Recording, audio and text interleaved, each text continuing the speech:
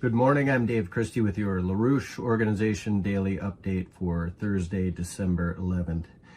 Now I'm going to address the leading edge of our international organizing, which is the statement by Helga Zepp-LaRouche entitled, "Withdraw from NATO, New National Security Strategy Requires New Security Architecture." She's requesting endorsements and as the circulation of this document, so I encourage you to do whatever you can on that front. But let me just start, you can find this statement on the LaRouche Organization site as well as the schillerinstitute.com. So now I'm going to start with the opening paragraph of the document, where Helga Zepp-LaRouche states, although the recently published U.S. national security strategy was received by some leading circles in Europe with a mixture of gnashing of teeth, temper tantrums, and despair, it should be considered under the circumstances as having usefully provoked a crisis that was long overdue. It represents a break with the Biden administration's security doctrine regarding U.S. leadership and a unipolar world order in favor of a more balanced policy towards Russia. But at the same time, it advocates for the losing strategy of trying to contain China and in particular stop its economic cooperation with the nations of the global South, especially in the Western Hemisphere. Under today's conditions of a financial meltdown of the transatlantic system, the new document has created the opportunity for a rational reassessment of one's own security interests and the redesign of the international security architecture. So obviously that statement, that leading paragraph, Helga indicates there's obviously contradictions within this national security strategy document. But her approach is not to just simply analyze it and say whether it's good or bad. It's to recognize that it has stated that there is the potential for a fundamental shift, an opportunity for a rational reassessment of one's own security interests and the redesign of the international security architecture. So obviously, Helga's idea of a redesign of the international security architecture is contained in her released years ago, the idea of a new development and security architecture. But I think her emphasis is that this has to be rooted in a concept of man. And I'll read what she says from the current document just released. She says, "We have reached a point in the universal history of mankind where we must leave behind not only a millennium of colonialism, but also the mindset that led to the two world wars in the 20th century, geopolitics. We must leave behind once and for all the barbaric idea that we always need an enemy, that man is a wolf to man, as Thomas Hobbes, the ideologist of the British Empire, believed." And she ends by saying, "We are the only species known in the universe that is endowed with creative reason, and we must now use it by putting the idea of one humanity first as we establish a new order." So that's the philosophical foundation in which she's proposing this idea of a new order. And I think that there's a lot more in terms of details of how she's thinking of it. The whole question of the relevance of NATO. Harley Schlanger took this up yesterday in some depth in terms of the history of NATO and so on. But Helga also took it up in her webcast yesterday with Diane Sayre, which I encourage you to watch because that gives a fuller sense of how she's thinking about this. But what she's calling directly for, as stated in the document, is each respective country must announce its withdrawal from NATO and at the same time convene a new conference in the tradition of the Peace of Westphalia, at which a new international security and development architecture must be developed that takes into account the interests of every nation on this planet.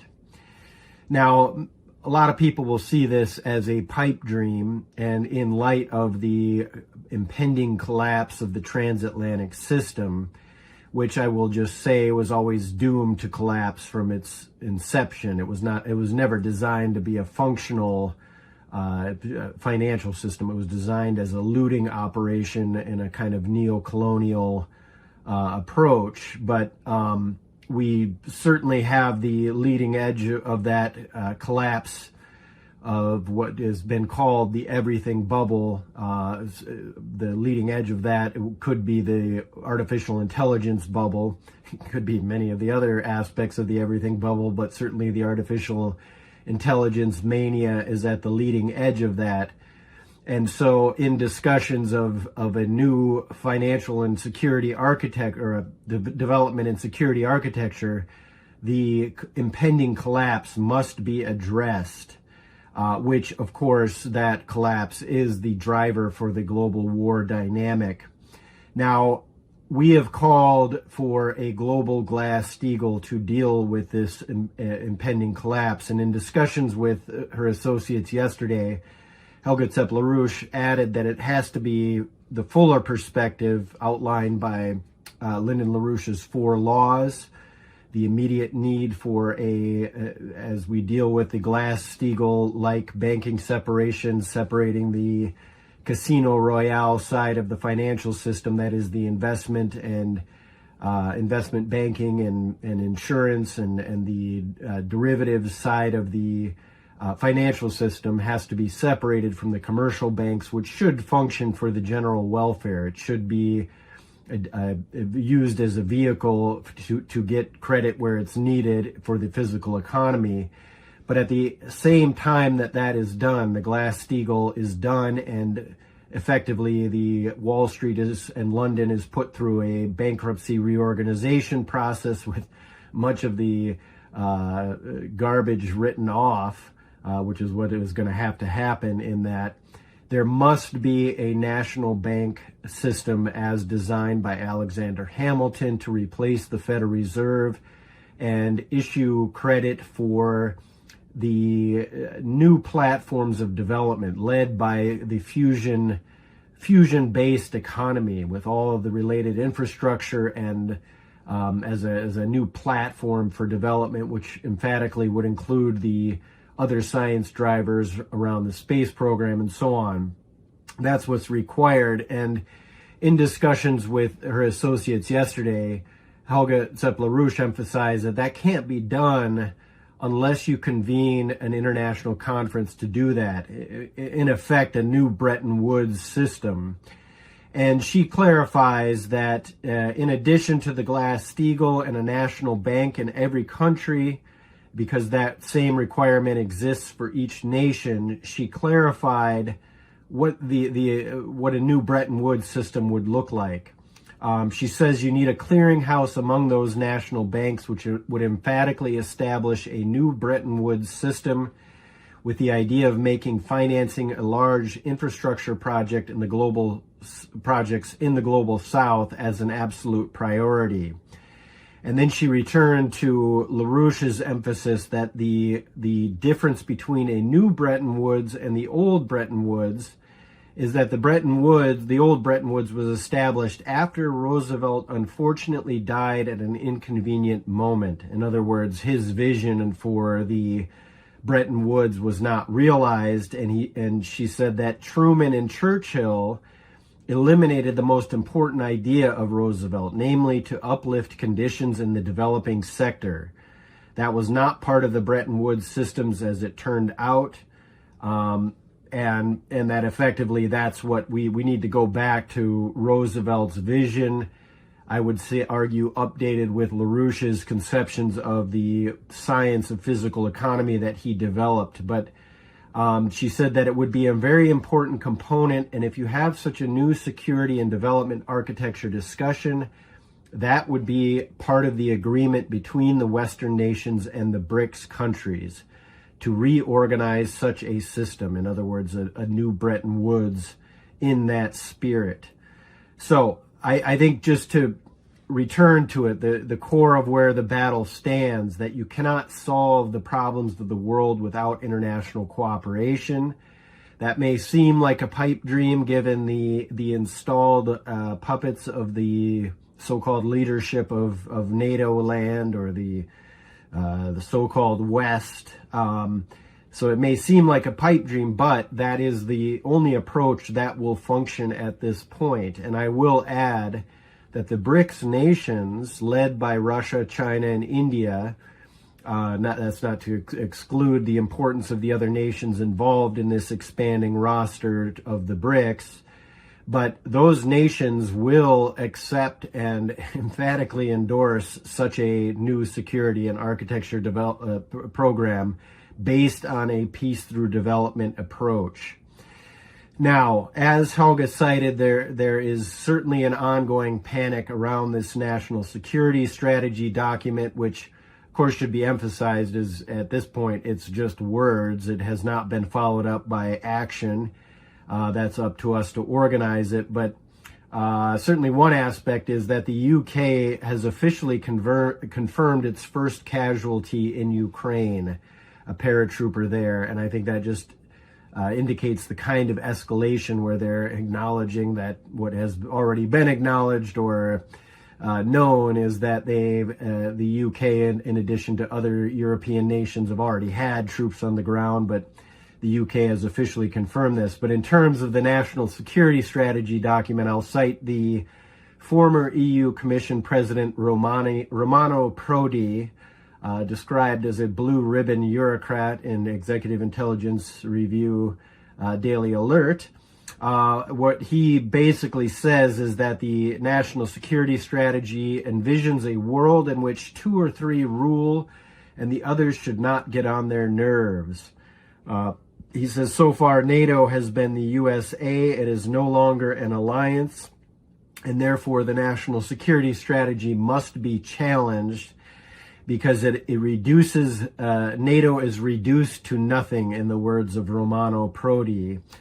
Well, what he then says is that if he were EU Commission head again, which he was in the past, Prodi said that his design would be to unite Europe and let Orban go to hell, which of course is a reference to Orban's opposition to the war and the other dictatorship that the program that the EU is representing. And he says that, well, that's basically what he's saying is a massive freak out that is continuing among other of his cohorts of the transatlantic alliance. Now, that freakout is definitely going to expand with the introduction by Thomas Massie of a bill to withdraw into the U.S. Congress, to withdraw from NATO. It is entitled the NATO Act by Thomas Massie in the House of Representatives. It's titled the fuller NATO Act. The acronym is Not a Trusted Organization Act. So that's fun. He says that effectively originally NATO was intended to counterbalance the political and military power of the Soviet Union, but that has become irrelevant in the words of Massie following the dissolution of the Soviet Union. He usefully cites James Baker, the former U.S. Secretary of State at the time, when he made assurances to Gorbachev and the Soviet Union at large that NATO would not expand eastward, and notes that indeed NATO has expanded, which he describes as a pervasive threat to Russian security. So I think that's important and should just be there, recognized as there, ripe for our organizing. It should be noted that Representative Anna Paulina Luna of Florida said that she's willing to become a co-sponsor of Massie's bill in the House, and also that Senator Mike Lee from Utah has already introduced a companion bill into the Senate. So that's important. So I encourage you to join tomorrow's International Peace Coalition, where undoubtedly this will be discussed. It should be noted that at present we will have a featured speaker at the International Peace Coalition. You can register for that on the SchillerInstitute.com site. But one of the speakers at this point will be Alistair Crook, a 30-year MI6 operative, a British and European Union diplomat, and co-founder of the Conflicts Forum in Beirut, Lebanon. He has a piece entitled "NATO Declared Not to Be Not Forever," a critical reading of the a critical reading of the new U.S. national security strategy. You can find that on his Conflicts Forum Substack, which was posted on December 9th. But which she ends, and I'm not going to cite all the elements of it. It's a very useful overview of what the document, what his view of what the document means. But where he ends it, he says, thus the European elite's outcry at the national security strategy's devastating critique of Europe is not just that of America very obviously turning its back on a European ruling class who had dropped all to fawn on America. The national security strategy castigates their subversion of democracy and even questions whether they will be suitable as allies for the future. NATO is now declared to be, quote, not forever. The European ruling strata now stands isolated, widely unpopular, and bereft.